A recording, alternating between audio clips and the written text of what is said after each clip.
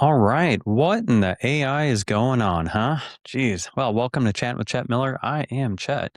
And tonight I'm going to go over some AI stuff. There's a lot of AI stuff to cover.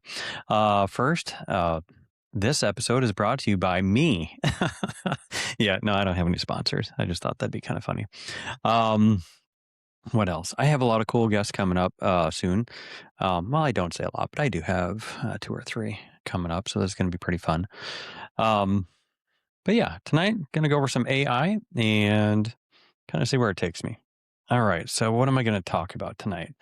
Well, I think one of the big important things. Oh, actually, hold on. First, where you can find me on Spotify at Chatting with Chet Miller, as well as YouTube. Same thing, Chatting with Chet Miller. And you can find me on Instagram at Chatting with Chet Miller. So, very simple, Chatting with Chet Miller. Maybe I'll do a Facebook page and maybe I'll put myself out on X. Who knows? We'll see how it goes. Anyways, all right. So, going to talk about OpenAI and their agreement with Trump. That's kind of interesting. Want to hit on that? Delivery bots crashing into stuff. That's kind of funny. Oh, First Lady Melania Trump with the humanoid robot, right? Mm-hmm. All right. So let's see where we get going here. All right. Yeah, I think first we're gonna get into the OpenAI. So the OpenAI and the Department of War, they announced an agreement. Um, and so I'm just going to take this from Tech Insider. So this is where this information is coming from. Of course, you've seen it or whatever. Um, it's all over. So February 28th, 2026, OpenAI announced what may be the most consequential deal. So essentially, they did a classified agreement with the United States Department of War to deploy its advanced AI models inside the Pentagon's most secure networks. So, and this just happened days after the Trump administration designated like a rival AI thing, Anthropic, I think it was. Um, Anyways, and they ordered federal agencies to phase out its technology. So OpenAI came in and said, well, hey, here we are, right? I will tell you, I don't know much about OpenAI. I don't know much about most of the AIs that are out there. I've used, let's see, ChatGPT, ask it questions here and there just to kind of see. I will say I don't do like the funny haha questions or anything like that because I don't know. I use it for like as a tool, I guess. Maybe I'm boring. Um, but yeah, other than that, let's see. ChatGPT, not OpenAI. What's the other one I've seen? Copilot. I've seen Copilot. That one's interesting. I have seen Grok. People have used Grok that I've seen. So, yeah, I don't know. But the one thing I did think is interesting though is, well, here, let me go through some of the agreement a little bit. So the deal allows the deployment of OpenAI's advanced AI systems with the Department of War's classified network infrastructure. So unlike traditional defense contracts that involve hardware procurement or software licensing, this agreement operates through a cloud-based API architecture. Um, I have a lot of knowledge about the cloud-based API just based on my job. I don't know that I will say I know that much to really explain what it is on here, at least right now. I think for my next podcast that I do, when I interview somebody and we talk about AI a bit, I'll probably explain it more then. And so I'm going to put a note to myself to actually do that. But yeah, it's cloud. And so the basics are OpenAI retains full control over its safety stack while providing the Pentagon with access to its most capable models. That's kind of what it says. So, what I think is interesting, hold on, I'm going to write down my note about um, the cloud-based API. Okay. Sorry, I am my own producer after all. Okay. The one thing I really thought was interesting is days after that, Caitlin Kalinowski, and I'll tell you who she is, but she announced that in response to OpenAI's controversial agreement with the Department of War, she resigned from her role. And they keep calling it the Department of Defense, but I'm pretty sure it's the Department of War now. Um, and so, who Caitlin Kalinowski is, she worked for OpenAI. Let me remember who she was. Hold on. Where was she? I can't remember who she is. Shoot. OpenAI hardware exec. That's who she is. So she basically quit in response to this. Her announcement in a social media post: AI has an important role in national security, but surveillance of Americans without judicial oversight and lethal autonomy without human authorization are lines that deserved more liberation than they got. And this is from, let me see who this is from, TechCrunch.com. So I like their news is pretty all right sometimes. Actually, a lot of times, but so I think she got, when I read the article, she basically got, she didn't like that they didn't have enough guardrails on right now. And I've talked about that before.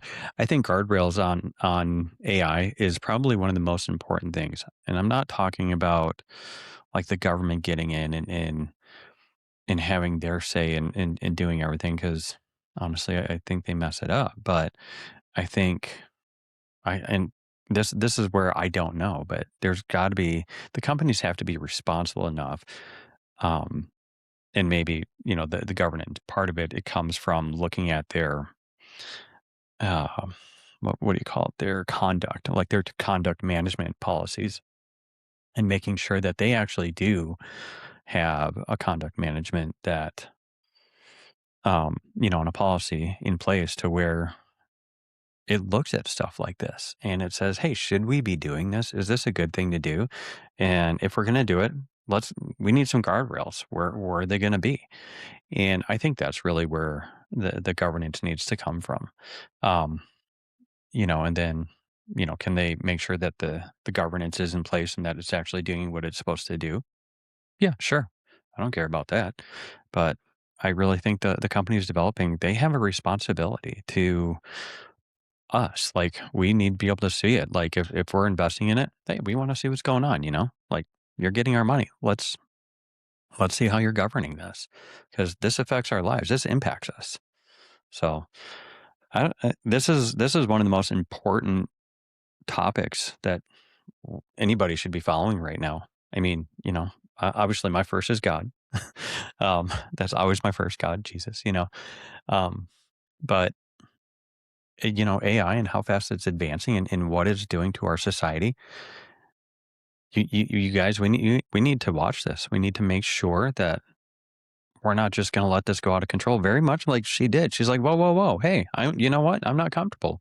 We need guardrails on this. So I fully, you know what? I respect that decision. I say good for her. And I'm one that actually, I don't mind AI as a tool. I fully, I use it. For what I use it for, it's very, very helpful. It absolutely is. Um, and I'm one that obviously, I've said I believe in aliens, and that means there's got to be space technology out there, right? And that fascinates me. Is that AI technology that you end up working hand in hand with? Maybe, or maybe we're not even supposed to do it. I don't know. That's the part I don't know, and I will tell you, I do pray about it, because I think we all need guidance and direction, and maybe we could all pause and ask for direction. So just food for thought. All right. So what else do I want to talk about?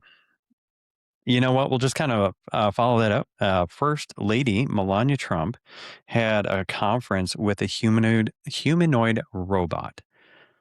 So I thought this was probably right after the OpenAI announcement.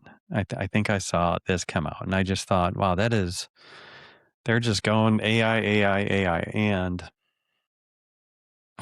like I said, it does terrify me about 60%. So, anyways, um, I'm gonna go ahead and I'm gonna play a video, and let me give you an idea what before I do that. I'll tell you essentially what the conference was about. So Melania Trump had a conference. Well, I can do it as I play the video. I think I'll do that. Um, nah, I'll tell you about it first. Sorry, it'll be easier if I just tell you about it. Okay, so Melania Trump had a conference with a robot. Yeah, so this robot, by the way, is called. I wrote this thing down. Figure Three. Apparently, they can't give the robot a name other than Figure Three, but they can have a conference with it and talk to it. I don't know. Maybe let's give that humanoid robot a name. Maybe not. Maybe Figure Three. That way we can separate and differentiate. And humanoid. In case you don't know, humanoid. So non-human entity that has human life form or characteristics. So, humanoid. Humanoid robot. There you go. So yeah, she had I'm sorry, I didn't finish telling you that. Um, so they fostering the future together. That's her initiative, which focuses on empowering the children through education and technology, including artificial intelligence.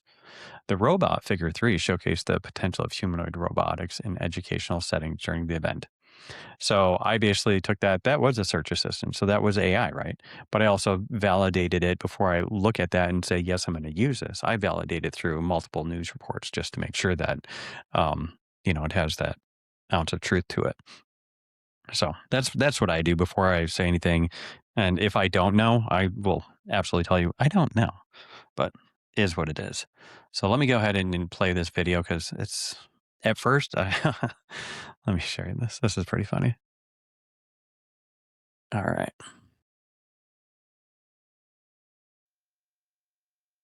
I'm going to make this big. All right.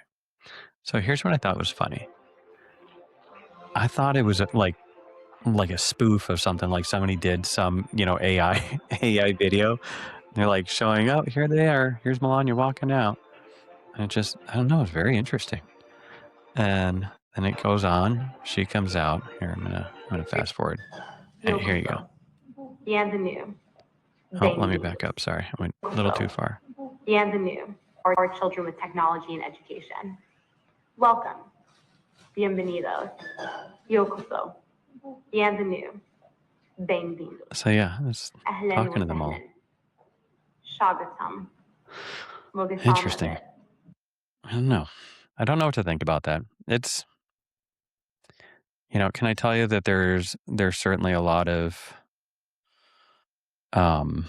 potential with AI and learning and teaching. I mean, you can't deny it. You can't deny it as a tool. I don't think you can. But at the same time, man, I don't know. I don't know that learning from AI is good. Like when it comes to something like that, like basic education for kids. I think human interaction is key to the development of humans in their mind. Um, I think introducing AI too young with kids, I think it's dangerous, and I think we're seeing it. I mean, think about it. Meta, yeah, they just lost their lawsuit to they got sued. I can't remember how much it was. It was like 14 million or something like that. And YouTube, I think, lost too. I think YouTube lost on there too, like 3 million or something like that. But the lawsuit, and I'll probably talk to one of my guests about this, but I think the lawsuit kind of explained why in there. Well, I mean, it obviously explained why, but kids, man, kids can't really differentiate a lot of times, and I don't know what's fed into our kids. And I'm a dad, so of course I think about this. But what's fed into our kids from an AI point of view scares the crap out of me. It absolutely does. And I think as parents, we have that responsibility to where we need to make sure, like, one, what's being taught to them. Two, are you like, does it make sense? Are you in agreement? And three, is it taking out the human element? Are you are kids still receiving a human element? So I think we need to think about that. Just before we like speed race into this, let's think about how you're going to use it for education with kids. So my thinking is I wouldn't bring it in, at least until probably high school, maybe high school. I don't know, junior high at the absolute earliest, and by junior high I mean like 7th and 8th grade.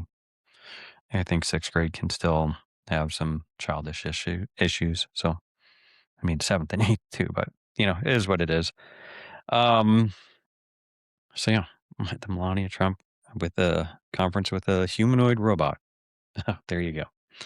All right. All right. The next thing I got is the delivery bot. See, I took notes tonight because I wanted, there were things I absolutely wanted to hit on. It's just, like I said, there's a lot of AI stuff going on with us or thrown at us right now. And I think it's extremely important that we're watching this and we know, like, hey, this stuff is going on and we're, this is absolutely, what's it called? History in the making. Absolutely is history in the making. Sorry. I was going to make this bigger and I totally lost it.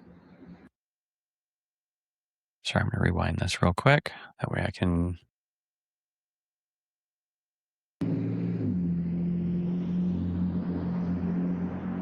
Crashes right through the window. And then it sits and backs up and does its thing. But yeah. I don't know. It's it's pretty funny. I mean, I hate to say it that way, but it is pretty funny. Here, this one closes up on it. Shakes off the glass a little bit. There you go. That's pretty funny. All right. I love it. That's pretty slick. But there's all kinds of issues with those. Crashing into robots or crashing into windows and things like that. I think I've even seen videos or reports where they get hit by a car. So maybe they don't watch for that crosswalk. I don't know. But I know. Let's see. They're being tested. I know. I think 10 cities is what I saw, and I think that's across the world. I know Atlanta and Chicago. They're testing them, the delivery bots.